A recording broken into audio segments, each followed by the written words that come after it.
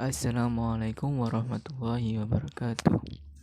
Perkenalkan, nama saya Abdul Musmi Bakri, NIM 19874, Prodi Penjas, kelas Penjas 2019 A.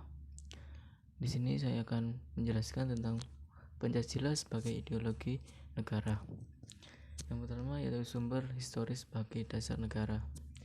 Di sini nilai-nilai yang terkandung dalam setiap prinsip Pancasila sebelum dirumuskan dan disahkan sebagai dasar negara Indonesia secara objektif dimiliki oleh bangsa Indonesia sendiri, sehingga asal mula nilai-nilai Pancasila tidak lain adalah bangsa Indonesia itu sendiri, atau bangsa Indonesia sebagai penyebab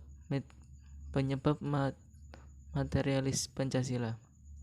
Dengan demikian, berdasarkan keterangan di atas dapat disimpulkan bahwa secara historis sejak zaman kerajaan nilai-nilai Pancasila sudah muncul dalam kehidupan berbangsa kita.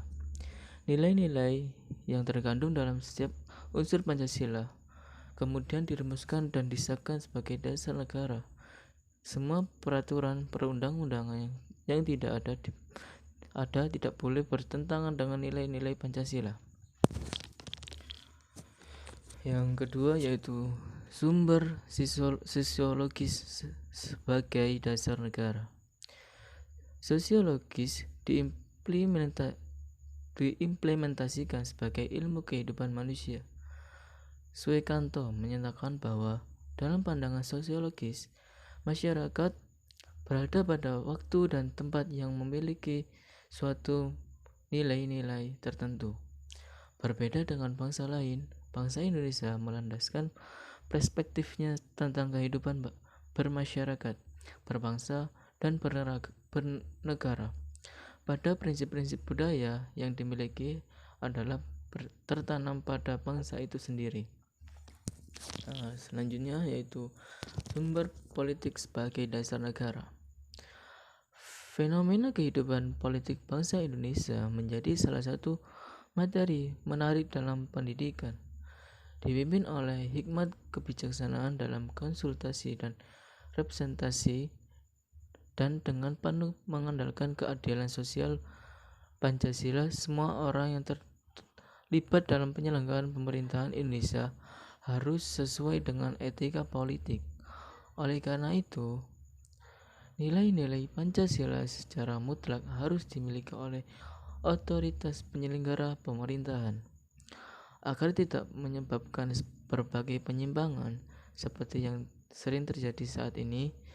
Hal ini memunculkan keyakinan bahwa etika politik ialah sebuah metode yang efektif dan efisien untuk mengkritik ideologi. Kemudian etika politik menjadi ideologi itu sendiri.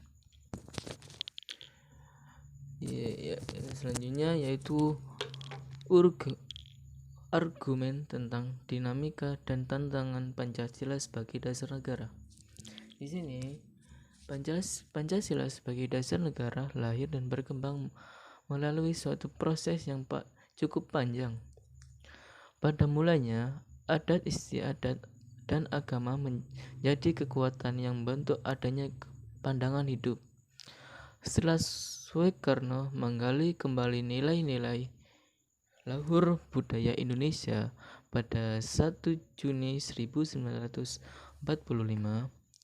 barulah Pancasila ini disuarakan menjadi dasar negara yang diresmikan pada 18 Agustus 1945.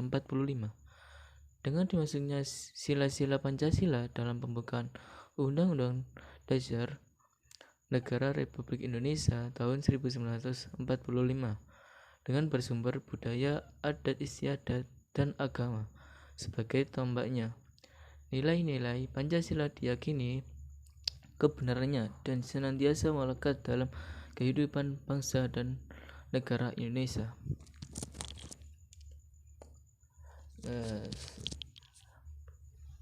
Pada saat itu, sistem demokrasi liberal ditinggalkan. Perdebatan tentang dasar negara di konstituante berakhir dan kedudukan Pancasila diperkuat.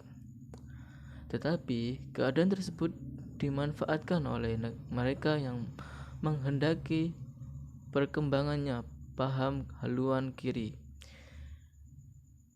Puncak adalah peristiwa pemberontakan G30 SPKI 1945 1965.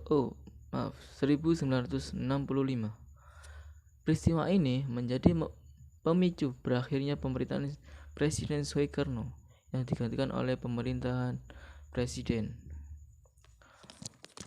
Selanjutnya yaitu beliau dianggap cenderung melakukan praktek liberalisme kapitalisme dalam mengelola negara.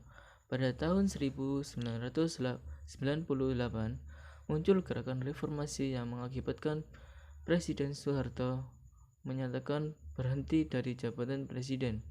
Namun sampai saat ini nampaknya reformasi belum membawa angin segar bagi Hayati dan diamalkannya Pancasila secara konsekuen oleh seluruh elemen bangsa. Hal ini dapat dilihat dari abainya para politisi terhadap fatsun politik yang berdasarkan nilai-nilai Pancasila dan perilaku anarkis segelintir masyarakat yang suka memaksakan kehendak kepada pihak lain. Selanjutnya yaitu esensi dan urgensi Pancasila sebagai dasar negara. Kebijakan umum dan politik hukum harus tetap menjaga integritas atau keutuhan bangsa. Demokrasi dan nomokrasi keadilan sosial bagi seluruh rakyat Indonesia. Kedudukan Pancasila sebagai dasar negara dapat dirincikan sebagai berikut.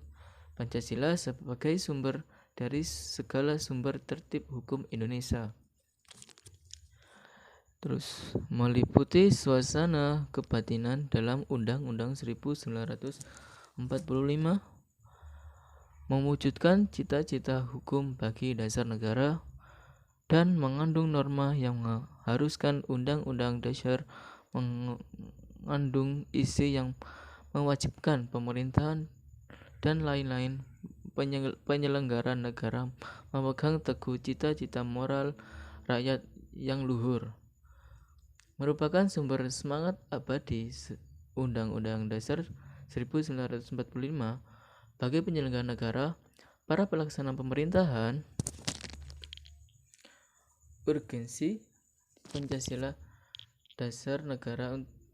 Untuk memahami urgensi Pancasila sebagai dasar negara dapat menggunakan metode 2, yaitu pendekatan institusional dan human resource.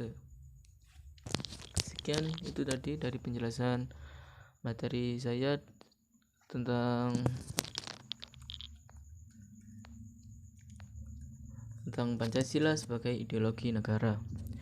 Mohon maaf kalau ada kesalahan atau kata-kata yang kurang lancar atau kurang sesuai dengan materi. Sekian dari saya. Wassalamualaikum warahmatullahi wabarakatuh.